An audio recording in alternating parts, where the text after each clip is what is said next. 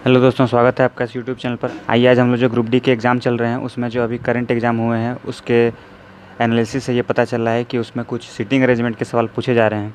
तो एनटीपीसी में कुछ ऐसे सवाल पहले आपके पूछे गए, वैसे सवाल आपके आने वाले ग्रुप डी के एग्ज़ाम में भी पूछे जा सकते हैं। तो आइए ऐसे ही कुछ सवालों को देखते हैं। देखिए, पहला सवाल में क्या बोल रहा है कि LMNOPQR और S ऐसे करके 8 व्यक्ति दिए गए हैं और 8 व्यक्ति एक वृत्त में बैठे हैं और सबका मुँह केंद्र की ओर है। सबका मुँह केंद्र की ओर होने का मतलब क्या है कि यदि जो आप डायरेक्शन देखेंगे वो आप डायरेक्शन अपना हिसाब से मान सकते हैं। मतलब जैसे आप सामने देख रहे हैं वैसे सामने देख के आप उसका दाहिना और बायां देख सकते हैं।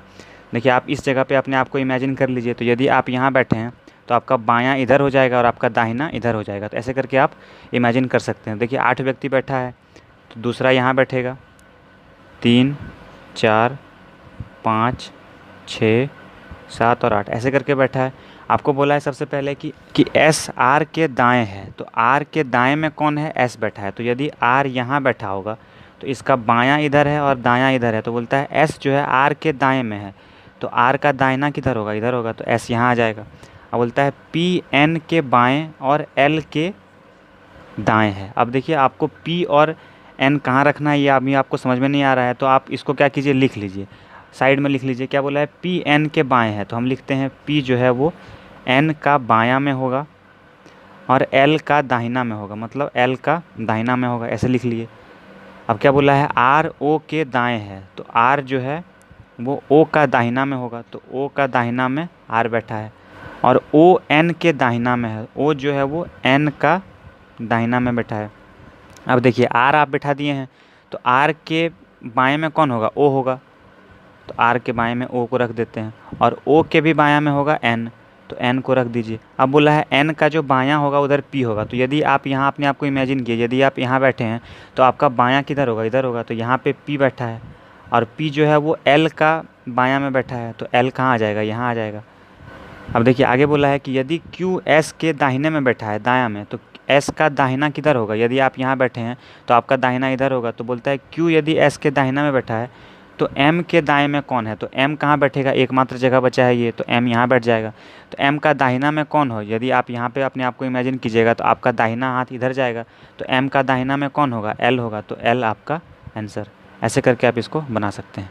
देखिए, अगला सवाल देखते हैं। इसमें बोला है कि 4 भाई है, अमन, गौरव, आकाश और लोकेश, जो अपने पारिवारिक समारोह में एक वृत्ताकार मेज पर बैठा है।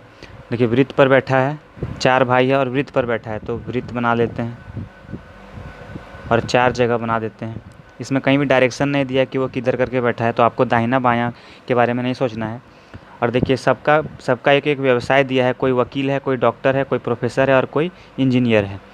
तो देखिए, सबसे पहले बोला है लोकेश जो प्रोफेसर नहीं है चल रहे IPL के बारे में बातचीत शुरू करता है। तो लोकेश के बारे में बोल दिया कि वो प्रोफेसर नहीं है। तो आप कहीं भी लोकेश को बिठा लीजिए। यहाँ पे हम लोग लोकेश को मान लेते हैं और ये प्रोफेसर नहीं होगा। तो प्रोफेसर इसके काट देते हैं लिख के। आगे बोल रहा है कि चल रहे IPL के बारे में बातचीत शुरू करता है। तो लोकेश बातचीत शुरू कर दिया है और उसके बाद इंजीनियर प्लेऑफ में पहुंचने वाली टीमों के बारे में एक लंबा भाषण देता है। तो देखिए, बोला है कि लोकेश के बाद इंजीनियर भाषण दे दिया। तो लोकेश के बाद जो इंजीनियर होगा वो बोलना शुरू कर दिया होगा। और बोलता है अमन जो इंजीनियर के सामने बैठा है। तो इंजीनियर को यदि हम लोग यहाँ रखते हैं तो देखिए अमन यहाँ आ जाएगा, और यदि इंजीनियर को हम लोग यहाँ रखेंगे तो अमन यहाँ नहीं आ सकता है। देखिए, हम लोग क्या करते हैं, इंजीनियर को यहाँ रखते हैं। तो यहाँ पे रखते हैं हम लोग इंजीनियर। तो यहाँ पे कौन बैठ जाएगा? अमन बैठ जाएगा। तो यहाँ अमन बैठ गया। अमन जो इंजीनियर के सामने और प्रोफेसर के बगल में बैठा है। तो प्रोफेसर ये नहीं है, तो प्रोफेसर कहाँ हो सकता है? प्रोफेसर ये वाला आदमी होगा जो इधर बैठा होगा। तो प्रोफेसर के बगल में बैठा है, इंजीनियर की भविष्यवाणी का जवाब देता है। तो इंजीनियर की भविष्यवाणी का जवाब कौन दिया? अमन दिया। तो देखिए, सबसे पहले लोकेश शुरू किया था बोलना, इंजीनियर फिर उसके बाद बोलना शुरू किया और अमन उसका जवाब दिया। तो आकाश अंत में ही बोलता है। तो आकाश कौन होगा? जो अंत में बोला होगा। तो अंत में कौन एक बच गया है? प्रोफेसर। तो ये हो जाएगा आपका आकाश। तो देखिए, ये लोकेश आ गया, यहाँ आकाश, यहाँ अमन। तो यहाँ कौन आ जाएगा? गौरव आ जाएगा। अब देखिए, इसका नाम और प्रोफेशन पता चल गया, इसका भी नाम प्रोफेशन पता चल गया। इसका प्रोफेसर ये नहीं है, इसका नाम पता चल गया है, और ये दोनों का आपको प्रोफेशन पता करना बाकी है। तो देखिए, आपको सवाल में पूछा है कि प्रोफेसर कौन है, तो आपको इन दोनों का आपको व्यवसाय पता करने की ज़रूरत नहीं है। आप ऐसे भी बता सकते हैं कि प्रोफेसर कौन है? आकाश है प्रोफेसर। तो आप आंसर टिक करके आगे निकल सकते हैं। अब देखिए अगला सवाल देखते हैं, इसमें क्या बोला है। देखिए ये भी सीटिंग अरेंजमेंट का सवाल है। इसमें एक वर्गाकार मेज है और उस पर 8 व्यक्ति बैठा है। तो आपको एक वर्ग बना लीजिए और उसमें 8 व्यक्ति को बैठाना है। तो 4 कोना में एक एक रहेगा और चारों बीच में एक एक व्यक्ति बैठा रहेगा। अब देखिए अब क्या बोला है कि टीना उर्मिला के सामने बैठी है। तो यदि टीना को हम यहाँ बैठाते हैं तो उर्मिला के सामने होगी, तो उर्मिला यहाँ पे आ जाएगी। टीना उर्मिला के सामने बैठी है, जो शारदा और नीता के बीच में बैठी है। तो देखिए जब भी आपको ऐसा दिया रहे कि जो शारदा और नीता के बीच में बैठी है, तो जो उस व्यक्ति के बारे में बताएगा जो बाद में लिखा है। मतलब टीना और उर्मिला दोनों में बाद में कौन सा है, उर्मिला। तो उर्मिला के बारे में बोल रहा है कि वो शारदा और नीता के बीच में बैठेगी। तो उर्मिला बैठेगी शारदा और नीता के बीच में। तो शारदा यहाँ भी आ सकती है और शारदा यहाँ भी आ सकती है। शारदा या नीता, आप ऐसे करके लिख लीजिए, शारदा या नीता। आप देखिए क्या बोला है कि शारदा प्रिया के तिर्यक विपरीत है। तो शारदा यदि यहाँ बैठाएंगे तो प्रिया यहाँ बैठेगी, और शारदा यहाँ बैठाएंगे तो प्रिया यहाँ बैठेगी।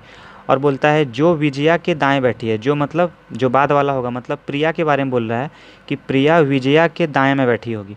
तो यदि हम लोग प्रिया को यहाँ रख सकते हैं और यहाँ पे रख सकते हैं, तो विजया के दाएं, देखिए यदि हम प्रिया को यहाँ रखेंगे तो विजया के लिए एकमात्र खाली जगह ये बचता है। और यदि यहाँ विजया बैठेगी तो इस और मुँह करके यदि बैठी है तो विजया का दायां इधर हो जाएगा, तो यहाँ पे प्रिया नहीं हो सकती है। तो प्रिया के लिए एक जगह ये बन गया।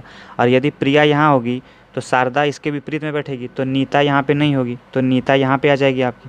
तो शारदा यहाँ, प्रिया यहाँ। और बोलता है कि शारदा प्रिया जो है वो विजया के दाएँ बैठी है, तो विजया कहाँ हो जाएगी, यहाँ पर होगी विजया।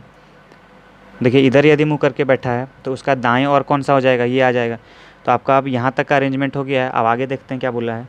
विजया मधु के सम्मुख है। तो विजया के सामने कौन बैठा है, मधु बैठा है।